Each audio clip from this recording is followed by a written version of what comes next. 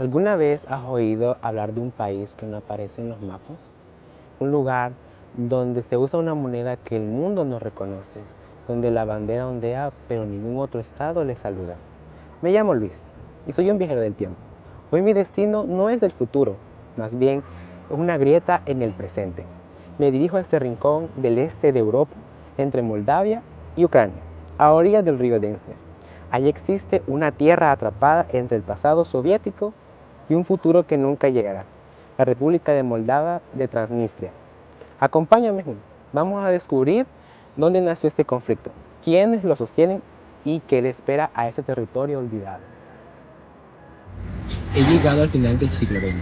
Moldavia acaba de independizarse tras el colapso de la Unión Soviética, pero al este, en las orillas del río Dnieper, algo se resiste al cambio. Transnistria, una franja de gran diversidad étnica, con rusos, moldavos, ucranianos, teme ser absorbida por Rumania. Sus líderes proclamaron su propia república en 1990, incluso antes que Moldavia se declarara libre. En 1992 las tensiones se estancaron. Moldavia intenta recuperar el control, pero las milicias separatistas apoyadas por el ejército de la Federación de Rusia lo resisten. La guerra es corta pero muy sangrienta. Cientos de muertos y miles de personas desplazadas. Desde entonces, Transnistria vive como un estado de facto, pero tiene su propio gobierno. Y aquí comienza la historia de una nación invisible, sostenida por la nostalgia soviética y la sombra de Moscú.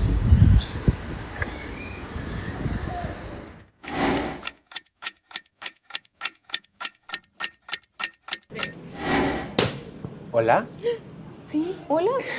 he regresado al presente y escuché rumores sobre una región llamada Transnistria. ¿Qué está pasando ahí? Sí, déjame te cuento. Bueno, es un conflicto congelado desde los 90. Te cuento quiénes están involucrados porque hay varios actores clave. Primero están los actores internos. Por un lado, Moldavia, que es un actor reconocido internacionalmente, ellos quieren reintegrar pacíficamente Transnistria bajo su soberanía, sin recurrir a la fuerza. Desde que Maya Sandu es presidenta, están apostando por acercarse a la Unión Europea y dejar atrás la influencia rusa. ¿Y los de Transnistria? Bueno, ellos funcionan como un estado de facto, tienen su propio gobierno, moneda, ejército, pero no son reconocidos por ningún país. Su economía más bien depende casi completamente de Rusia y mantienen una postura prorrusa, se podría decir. Incluso han pedido su anexión a Moscú, aunque Rusia no ha aceptado, al menos oficialmente. Vaya, ¿y Rusia cómo entra en todo esto? Bueno, es el actor externo más influyente. Tiene unos 1.500 soldados ahí desde 1992, supuestamente para custodiar armas soviéticas, pero Moldavia, Ucrania y gran parte del mundo lo ven como una ocupación ilegal. Rusia usa Transnistria para ejercer presión y evitar que Moldavia se integre completamente a la Unión Europea y a la OTAN. La Unión Europea apoya a Moldavia con fondos, reformas e integración política. Quiere fortalecer su institucionalidad y limitar el control de Rusia en la región. Y además está la OSCE, que ha integrado mediar entre Moldavia y Transnistria, pero sin lograr grandes avances. Entonces, esto es más grande de lo que parece. ¿Es una especie de ajedrez entre potencias? Exacto, y mientras tanto Transnistria sigue congelada en el tiempo, sin una solución a la vista. Al parecer es un caso que sigue congelado, pero muchas gracias por la actualización. Ya sabes, vuelve en el tiempo cuando quieras. Necesito más información sobre esta causa. ¿Qué más puedo encontrar? Yo te puedo ayudar con esa información. ¿Qué necesitas saber? Necesito saber qué pasó luego de su independencia, Transnistria. Bueno, luego de su independencia, en 1992 estalló un conflicto armado entre las fuerzas moldavas y los separatistas transnistrios, apoyados por el 14º Ejército ruso. Fue breve, pero muy violento. ¿Y cómo terminó? Bueno, terminó con un alto al fuego mediado por Rusia. Desde entonces, Transnistria funciona como un estado de facto, tiene su propio gobierno, parlamento, moneda, ejército, pero ningún país le reconoce oficialmente. ¿Y Moldavia simplemente lo dejó así? Pues no exactamente, han intentado negociar. De hecho, en 2005 se creó el formato 5+2, que incluye a Moldavia, Transnistria, Rusia, Ucrania, la OSCE y como observadores la Unión Europea y Estados Unidos. Pero los avances han sido mínimos. ¿Y la tensión sigue aún? Sí, con altibajos. Por ejemplo, en 2014, cuando Rusia anexó Crimea, Transnistria pidió unirse a la Federación Rusa, y en 2022, con la invasión a Ucrania, hubo varios incidentes violentos en la región, lo que encendió las alarmas sobre su posible uso como foco de desestabilización. ¿Transnistria participó en la guerra? Pues no directamente, pero la tensión aumentó muchísimo y Moldavia ha seguido firme en su postura, integridad territorial, pero sin recurrir a la guerra. Han propuesto autonomía especial, aunque Transnistria siempre la rechaza. ¿Y ahora con ese giro europeo y Moldavia?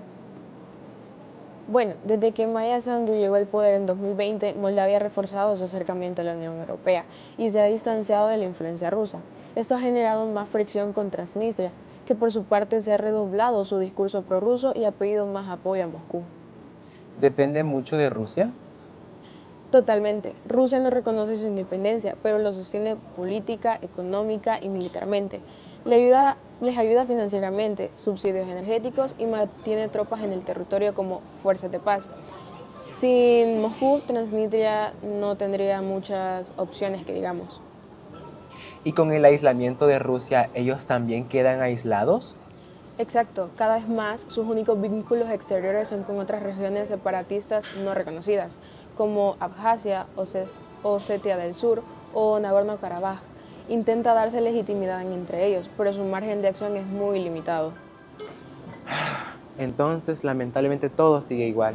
Bueno, gracias.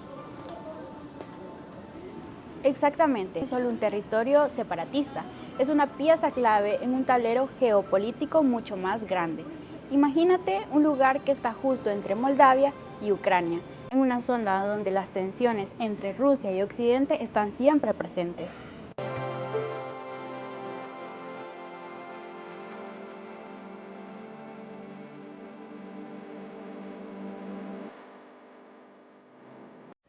La ubicación de Transnistria la convierte en algo mucho más valioso que simplemente un trozo de tierra. Su existencia en ese lugar estratégicamente importante le da un poder que va más allá de los kilómetros cuadrados. Y aunque no sea un país reconocido por la ONU, su presencia es una preocupación constante para las grandes potencias.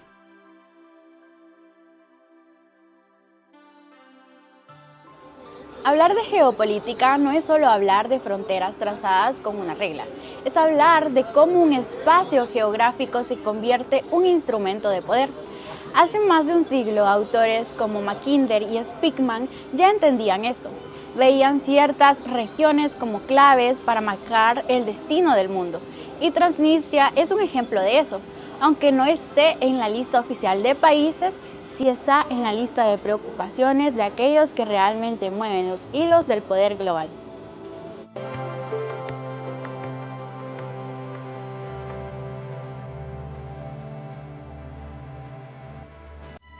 Desde la geografía política, el caso de Transnistria nos obliga a pensar diferente sobre las fronteras. No todas las líneas divisoras son claras ni justas. Las fronteras a veces separan más que territorios, dividen identidades, historias y visiones del futuro. En el caso de Transnistria, el lado oriental del río Dniester no es solo una línea en el mapa, es un espacio donde distintas identidades se afirman, a menudo en medio del conflicto. La geografía política no solo nos habla de dónde están los países, sino de lo que ese espacio significa para las personas que viven ahí. Transnistria es un ejemplo claro de cómo el territorio no es neutral. Está lleno de memoria, de luchas por el poder y de significados. Nos recuerda que los conflictos no siempre son accidentes o fallos del sistema, son el resultado de procesos históricos complejos, donde el poder, el espacio y las personas se cruzan de manera que no siempre caben en un mapa. Es lo que aún estamos por ver. Pero la geopolítica de Transnistria no es algo que se resolverá fácilmente. Su existencia sigue siendo un desafío al sistema de estados soberanos tal como lo conocemos, y eso puede tener consecuencias a nivel global.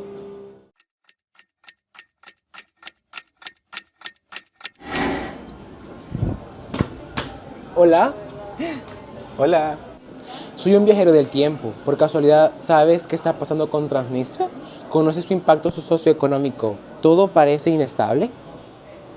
Sí, la situación ha cambiado drásticamente. Desde enero de 2025, Rusia dejó de enviar gas a Transnistria y desató una crisis energética tremenda. Sin calefacción, sin gas, sin electricidad, muchas fábricas cerraron y el desempleo se disparó. Pero ¿no dependían del gas ruso? Totalmente, su economía giraba en torno a un gas gratuito que usaba para producir electricidad y mantener la industria pesada. Ahora, sin eso, está al borde del colapso económico y humanitario. Son más de 350.000 personas afectadas. ¿Y Rusia no los está ayudando? Bueno, anunciaron que enviarán gas como ayuda humanitaria, pero sin decir cómo ni cuándo. Es una señal clara que Rusia ha reducido su apoyo, probablemente porque está más centrada en su guerra con Ucrania. ¿Y Moldavia cómo se está moviendo en todo esto?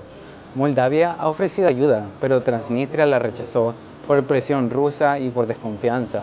Aún así, Moldavia está usando esta crisis como una oportunidad para fomentar la reintegración de región con incentivos económicos y políticos. ¿Eso significa que se están acercando más? Irónicamente sí, aunque Transnistria se proclama prorrusa, exporta la mayoría de sus productos a la Unión Europea a través de Moldavia. Incluso Rumania ahora es su mayor socio comercial. De acuerdo, y gracias. Ahora comprendo más la situación socioeconómica de Transnistria. No hay problema.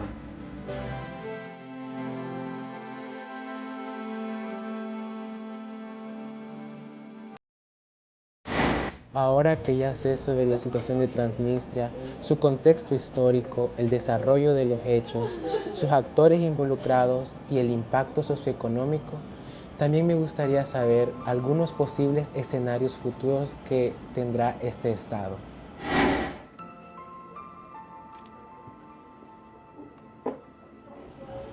Te podría dar una serie de posibles escenarios. Por ejemplo, Rusia fue atrapada en la guerra con Ucrania y dejó de enviar apoyo a Transnistria.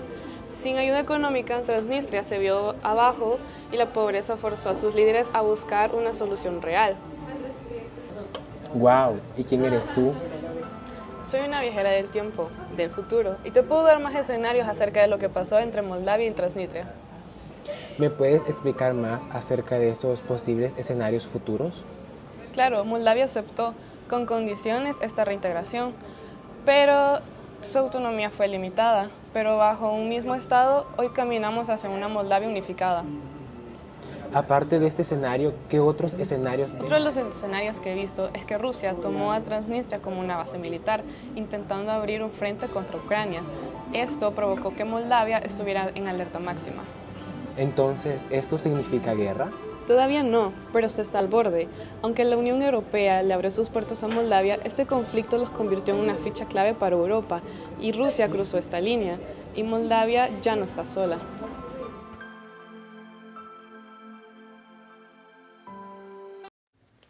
El conflicto de Transnistria constituye uno de los casos más representativos de los conflictos congelados en el espacio postsoviético.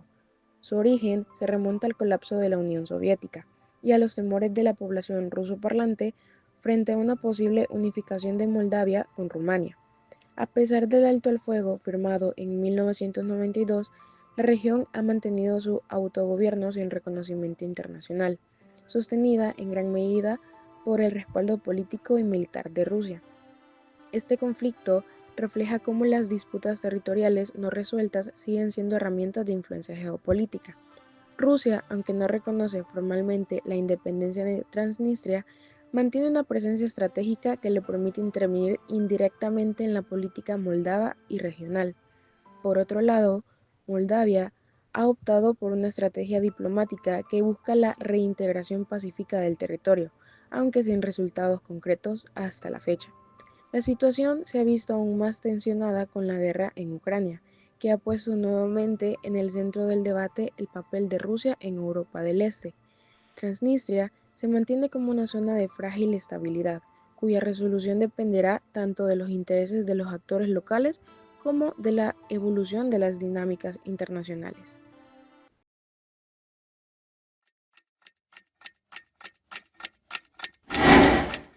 Ahora que ya sé todo esto, puedo deducir dos futuros, uno de reconciliación y otro de confrontación.